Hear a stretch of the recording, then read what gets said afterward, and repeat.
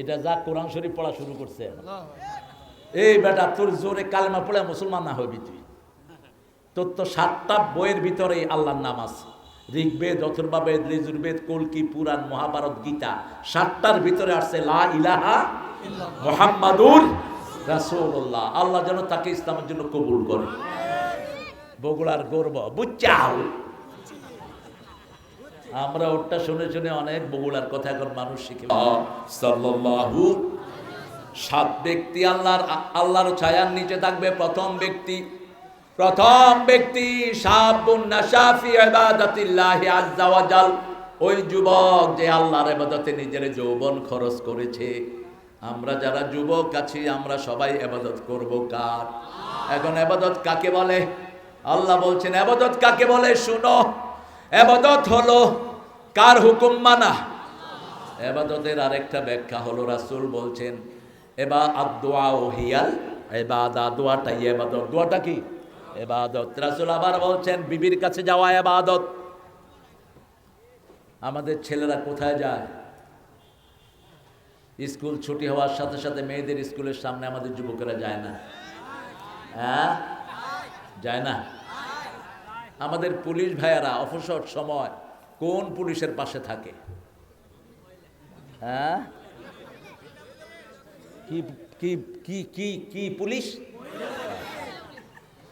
লজ্জা করে নাকি আপনাদের? হারুন্যার কাছে কি থাকতো? হ্যাঁ, বেনজিরিয়ার কাছে কি থাকতো? আহা, দেশ শেষ। আপনারা পিতারা যারা মেয়েদেরকে পুলিশে দিয়েছেন প্রত্যেকে দায়ুসের খাতায় নাম তুলেছেন, জাহান্নামে যাওয়ার জন্য তৈরি হন। হ্যাঁ, একটা মেয়ে পুলিশ হবে কিন্তু পুরুষ পুলিশের সাথে না। একখানে যদি ছেলে মেয়ে ডিউটি করে মধ্যখানে কে থাকে? এটা আপনারা জানেন, ওনারা জানে না। আমাদের গার্মেন্টসগুলোতে অবস্থা খারাপ। আমরা যদি আমাদের যুবকদেরকে কন্ট্রোল করতে চাই, প্রথম তাদের হাতে কোরআন দিতে হবে, ঠিক না বেঠিক? কোরআন দেওয়ার পরে তাদেরকে নামাজি বানাতে হবে। সূরা আনকাবুতে আল্লাহ যেটা বলছেন আতুলু মা উহিয়া ইলাইক আকিমিস সালাত ইন্নাস সালাতা তানহা আনিল ফাহশাই ওয়াল মুনকার ওয়া যিকরুল্লাহি আকবার আল্লাহু ইয়ালামু মা তাসনাউন। কার কথা? আল্লাহ বলছেন ওহী তেলাওয়াত করো ছেলেরা। ও যুবকেরা তেলাওয়াত করো। তেলাওয়াত করলে চোখ ভালো, হাত ভালো, কলিজা ভালো, শরীরও ভালো। সূরা বনী ইসরাঈলে আল্লাহ সেই কথা বলছেন অনুনাজ্জিলু মিনাল কুরআনি মা হুয়া শিফাউ ওয়া রাহমাতুল লিল মুমিনিন ওয়া লা ইয়াজিদুয যালিমিনা ইল্লা খাসারা। কোরআনে যা নাজিল করেছি সবটাই হলো আরোগ্যতা, কিউরেন্স। একদিকে পড়বেন আর একদিকে আপনার শরীর ভালো হয়ে যাবে, একদিকে রিসাইটেশন হবে আর একদিকে you will get rid of all type of disease. যত রোগ আছে সব রোগ আল্লাহ আপনার ভালো করে দিবেন। কে বলছেন? আল্লাহ বলছেন। আর এটা হলো জালেমদের জন্য ক্ষতির কারণ। কোন জালেম কোরআন পড়লে রহমত পাবে না। রহমত পাবো মুমিনেরা। কারা পাবে?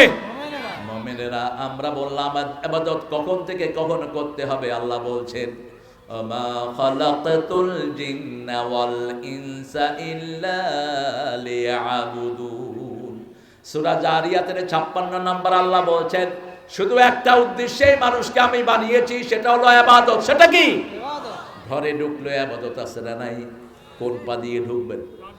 ডান পা। বের হওয়ার সময় বাম পা। পায়খানায় ঢুকতে কোন পা? তার মানে দুনিয়ার পায়খানা এক জিনিস, ঠিক না ঠিক? আর ঘর আর মসজিদ এক জিনিস। মসজিদে ঢুকতেও ডাইন পা, ঘরে ঢুকতেও ডাইন পা। আবার কোন হাত দিয়ে খাবেন? কেন? সুন্নাত এক। দ্বিতীয়, আজকের মেডিকেল বলছে তোমার সব অর্গানগুলো বাম দিকে ডান দিকে ঘুরানো। ডান হাত যদি চাপা থাকে, বুকের মধ্যে খাওয়া চাপা পড়ে তুমি মারা যেতে পারো। 1400 বছর আগে রেকর্ড দিয়েছেন রাহমাতাল লিল। আবার বলেছেন দাঁড়িয়ে খেও না। আজকের মেডিকেল সায়েন্স বলছে দাঁড়িয়ে খায় তাদের লিভার সিরোসিস হয়, কিডনিগুলো উইক হতে থাকে। 1400 বছর আগে বলেছেন রাহমাতাল লিল পাশ্চাত্য পৃথিবীতে যে সমস্ত দেশগুলোতে বুফে বেশি, যেমন America, England, Australia, Canada, buffet. 5 star হোটেলগুলোতে কি হয়? বুফে, হাতে নিয়ে নিয়ে। এই বুফে যারা খায় এদের লিভার বেশি নষ্ট হয়, এদের কিডনি বেশি ড্যামেজ হয়। আর গ্রামের লোকেরা সব সময় বসে খায়, তাদের কিডনি, তাদের লিভার বেশি ভালো না খারাপ? ভালো। গ্রামে ক্যান্সারও কম, কারণ শহরে বাতি বেশি, ক্যান্সারও বেশি, বোতলের খাওয়া বেশি, ক্যান্সারও বেশি। এবার আমরা বললাম আল্লাহ কোন পর্যন্ত ইবাদত করতে হবে? সূরা মরিয়মে আল্লাহ বলছেন ওয়া আওসানি বিযাকাতি বিসসালাতি ওয়াজ যাকাতি মা দুমতু হাইয়া। ঈসা আলাইহিস সালাম 3 বছরের 3 দিনের শিশু, 40 দিনের শিশু কোলে বসে বলছেন আমার আল্লাহ আমাকে ওসিয়ত করেছেন আমার নিঃশ্বাস যতক্ষণ থাকবে ততক্ষণ যেন কার ইবাদত করি? নামাজ এবং যাকাত দেই। আমরা বললাম আল্লাহ আরো নির্দিষ্ট করে বলেন সূরা হিজরের 99 নম্বর আয়াত, শেষ আয়াতে আল্লাহ বলছেন উবুদ রাব্বাকা হাত্তা ইয়াতিয়াকাল ইয়াকিন। আল্লাহর ইবাদত করো যতক্ষণ পর্যন্ত তোমার নিঃশ্বাস থাকে। আমরা বললাম ইবাদত করলে কি লাভ? আল্লাহ বলছেন দুনিয়ায় 2টা লাভ, মৃত্যুর পরে 3টা লাভ। দুনিয়ায় কয়টা? 2টা। আমরা বললাম বলে দেন। আল্লাহ বলছেন ফালিয়াবুদু রাব্ব হাযাল বাইত আল্লাযী আত'আমাহুম মিন জু' ওয়া আমানাহুম মিন খাউফ। এই ঘরে রবের ইবাদত করো, তাহলে ক্ষুধা লাগলে খাবার দিবেন কে? আল্লাহ। ভয়ের সময় নিরাপত্তা দিবেন কে? আল্লাহ। আমরা কি ভয়ে ছিলাম, কি না কি হয়, কি না কি হয়, কি না কি হয়। 5ই আগস্ট এইভাবে যে আমরা নিষ্কৃতি পাবো আমরা কেউ ধারণা করিনি, ঠিক কিনা? একজন মানুষ স্বপ্নেও দেখে নেই। কারণ পুলিশ তার হাতে, আর্মি তার হাতে, বিডিআর তার হাতে, ভারত তার হাতে, সব তার হাতে, ঠিক না? ঠিক। আমাদের হাতে কিছুই নাই, আমাদের শুধু গলার আওয়াজ ছাড়া আর কিছুই ছিল না। পরিস্থিতি মুহূর্তের মধ্যে ঘুরিয়ে দিলেন কে? শুধু শিশুরা সিদ্ধান্ত নিয়েছে আগামী দিনের মার্চটা আগের দিন করব। মার্চ হতো পরের দিন, হয়ে গেছে আগের দিন, খালাস। রহমত ঢেলে দিলেন কে? আল্লাহ ঢেলে দিলেন। 4 বাহিনীর প্রধানকে এনে হাসিনা বসায় রাখছে নিজের সামনে। এই ওয়াকার গুলি কর। ওয়াকার বলছে আমার কাছে এত গুলি নেই। আইজিকে বলছে তুই কি করস? কয় একটাকে মারলে 10টা আসে। বিমান বাহিনীর প্রধানকে বলছে তুই কি দেখস? কয় চারিদিকে মানুষ আর মানুষ। নৌবাহিনীর প্রধানকে বলছে তুই কি দেখস? কয় লঞ্চ, স্টিমার, সাঁতরায়ও মানুষ আসতেছে সব। এবার ওনার কাছে থাকতেন মাত্র 40 জন রয়ের মেম্বার, গণভবনে থাকতেন। 40 জন কোত্থেকে নিছে? হাদিস থেকে। রাসূল বলছেন মান সাফারা লিওয়াহদিহি ফাহুয়া শয়তান। যে একা সফর করে ও শয়তান, যে 2 জন সফর করে শয়তান, 3 জন সফর করে মুমিন, 4 জন সফর করে ভালো। রাসূল কোথাও পাঠালে কয়জন পাঠাতেন? 4 জন, অথবা 40, অথবা 400, অথবা 4000। ওই সৈন্যটা সেখান থেকে তারা নিয়েছে। এখন আমাদের আর্মিরা ওই জিনিসগুলি ফলো করে। 40 জন রয়ের মেম্বার ওয়াকারের মাথায় পিস্তল ধরেছে গণভবনের ভিতরে। ওয়াকার সাক্ষাৎকারে বলেছে, ওয়াকারে আপনারা চিনবেন, ওয়াকার সেনাপ্রধান, বাড়ি কোথায়? খুব ভালো না, ব্রেনের দিক থেকে মিডিয়াম ব্রেনের ছেলে, বাড়ি হলো শেরপুর। হাসিনার সাথে কি একটা আত্মীয়তা আছে। ওয়াকার ছাত্র হলো গোলাম আজম সাহেবের বড় ছেলের। তার আর্মি জীবনের ফুল ক্যারিয়ারটা হলো ব্রিগেডিয়ার জেনারেল আমান আজমির। সে ডাইরেক্ট ছাত্র, কিন্তু ছোটবেলা থেকে সে নামাজি ছিল। ছোটবেলা থেকে সে ফুলকুড়ি করতো। ফুলকুড়ি আপনার যারা চিনে নিয়ে, তুমিও তো ফুলকুড়ি করছো বোধ হয়। হ্যাঁ, ফুলকুড়ি। তো ওয়াকার বলল ম্যাডাম আমাকে যদি গুলি করেন আমার আর্মিরা বসে থাকবে না, ঠিক না? ঠিক। এর মধ্যে খবর আসলো আমাদের সুন্দর সুন্দর ছেলেরা সোবানবাগ মসজিদ ক্রস করছে। সেখানে আমিও হাজির। সোবানবাগ কোথায়? গণভবনের একটু দূরে, সংসদ ভবন, এরপরে গণভবন। তাড়াতাড়ি ওয়াকার গিয়ে বলল ম্যাডাম ভাগেন, তা না হলে আপনারে খেয়ে ফেলবে পোলাপান। এদেরকে এরকম করে দিলেন কে? আল্লাহ। সেই আল্লাহর ইবাদত করবেন তো? করবেন তো? মুহূর্তের মধ্যেই চলে গেলেন। হঠাৎ করে ফোন আসলো, ভাগছে। কে ভাগছে? কয় ভাগছে 10টায় তিনি ভেগে গেছেন। এর আগে নাকি 2বার ভাগছে। আপনাদের এই বগুড়ার ছেলে সেই জিনিসগুলো ফাঁস করছে। কি নাম ওর? কে? পিনাকি ভট্টাচার্য না, পিনাকি আলেম দিলে নাম ভালো হয়। এটা যা কোরআন শরীফ পড়া শুরু করছে। এই বেটা, তোর জোরে কালেমা পড়ে মুসলমান না হবি তুই। তোর তো 7টা বইয়ের ভিতরে আল্লাহর নাম আছে। ঋগ্বেদ, অথর্ববেদ, যজুর্বেদ, কল্কি, পুরাণ, মহাভারত, গীতা, 7টার ভিতরে আসছে লা ইলাহা মুহাম্মাদুর রাসূলুল্লাহ। আল্লাহ যেন তাকে ইসলামের জন্য কবুল করে। বগুড়ার গর্ব বুঝছাও। আমরা ওটা শুনে শুনে অনেক বগুড়ার কথা এখন মানুষ শিখে ফেলেছে। আর ও থাকলে ওকে থাকতে দিত না। সাংবাদিকদেরকে এমন ভাবে তাড়িয়েছে, ওরা জানের ভয়ে ওখানে পালিয়ে তারপর বিরুদ্ধে কলম ধরেছে। আল্লাহ রাব্বুল আলামিন বলছেন, ইবাদত করো, নিরাপত্তা দান করবেন কে? রক্তবিহীন অবস্থায় সারা দেশকে নিরাপদ করে দিলেন কে? এখন আর পুলিশের টেনশন নাই, হুজুরদের দৌড়াদৌড়ি নাই, মোবাইল ট্র্যাকিং নাই, জঙ্গির খেলা আর নাই, সব ঠান্ডা। সব কি ঠান্ডা। পুলিশ দেখলে মানুষ আর দৌড়ায় না, এখন মানুষ দেখলে পুলিশ দৌড়ায়। কি রাজত্ব করেছো পুলিশের বাচ্চারা! মানুষকে থানায় ধরে নিয়ে কুত্তার মতো পিটিয়েছো আর পয়সা কামাই করেছো, ঠিক কিনা? কি জবাব দিবে আল্লাহর দরবারে চিন্তা করে দেখো।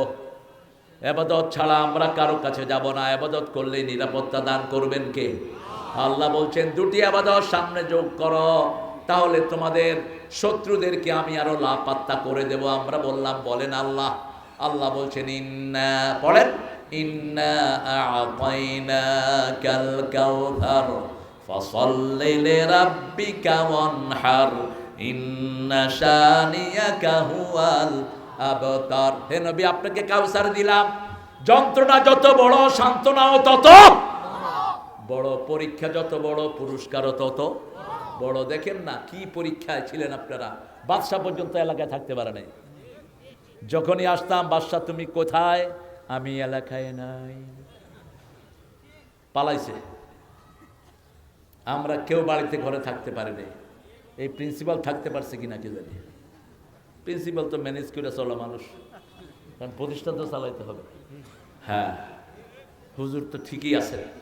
এখানে আমরা যারা ওনাদের বিরুদ্ধে একটু কথা বলেছি, তাদের অবস্থা খারাপ। একটা ছোট্ট ছেলে বগুড়া শেখ মুজিবের ছবি আঁকছে, একটু বেঁকা হয়েছে, ছোট মানুষ, 8 বছর বয়স। এই ছেলেকে নিয়ে 3 বছরে জেল দিছে। ছবিটা বেঁকা হলো কেন? কি পর্যায়ে জুলুম করেছো, সামনে সব রেকর্ড সহ আসবে, ঠিক না ঠিক? তোমার 32 নম্বর আয়না ঘরে এখন শুধু বাচ্চাদের জুতা আর স্কুলের ব্যাগ। কত মায়ের বুক খালি হয়েছে, আল্লাহ ছাড়া আর কেউ জানে না। ইবাদত আছে যেখানে নিশ্চয়তা আছে।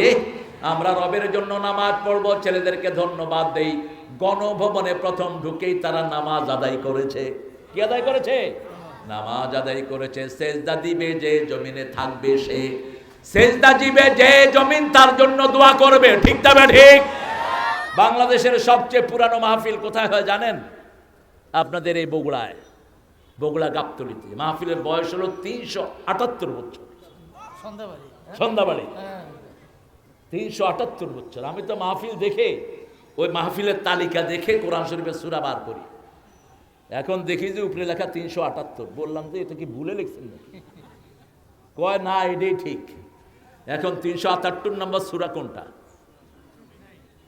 কিন্তু 378 নম্বর আয়াত আছে। ধরলাম 378 নম্বর আয়াত থেকে। আজকে ধরতেছিলাম সূরা আশ-শামস থেকে। ওয়াশ-শামসি ওয়াদুহাহা ওয়াল কামারি ইযা তালাহা। এই সূরাটি অসাধারণ একটি সূরা। এটাতে 2টা সেন্টেন্স আমি দেব। কাদ আফলাহা মান যাক্কাহা ওয়া কাদ খাবা মান দাসসাহা। যে সফল হতে চায়, কাদ আফলাহা মান যাক্কাহা, যে নিজেকে পরিশুদ্ধ করলো। পরিশুদ্ধ মানে আযান হলে কোথায় যাবেন? জোরে বলেন। ব্যবসা বাণিজ্য সব বন্ধ করে দিবেন। কার হুকুম? আপনার অফিস চলতে পারবে না। আল্লাহ বলছেন ইযা নুদিয়া লিস-সালাতি মিন ইয়াউমিল জুমআহ ফাসআউ ইলা যিকরিল্লাহি ওয়া দারুল ভাই, ব্যবসা বাণিজ্য বন্ধ করে দাও। যালিকুম খায়রুল লাকুম ইন কুনতুম তা'লামুন, এটা তোমার ব্যবসার জন্য ভালো, বাণিজ্যের জন্য ভালো। আল্লাহ বললেন কাদ আফলাহা মান যাক্কাহা, যে নিজেকে পরিশুদ্ধ করলো তাকে সফলতা দান করলেন কে? নামাজে গেলেই পরিশুদ্ধতা আছে না নাই? এই জন্য মুয়াজ্জিন প্রথম বলে হাইয়া আলাস সালাহ, নামাজের দিকে আসো। আমরা বললাম নামাজ কি? মুয়াজ্জিন বলে হাইয়া আলাল ফালাহ, হাইয়া আলাল ফালাহ, নামাজে আসলে তুমি সফল হয়ে যাবা। নামাজের ভিতরে কি কি পড়বা সেটাও কোরআন শরীফের ভিতরে আল্লাহ দিয়েছেন, কি দেন নেই? কাদ আফলাহাল মুমিনুন আল্লাযীনা হুম ফি সালাতিহিম খাশিউন। উঠে যান কেন আপনারা? উঠেন কেন? বসেন।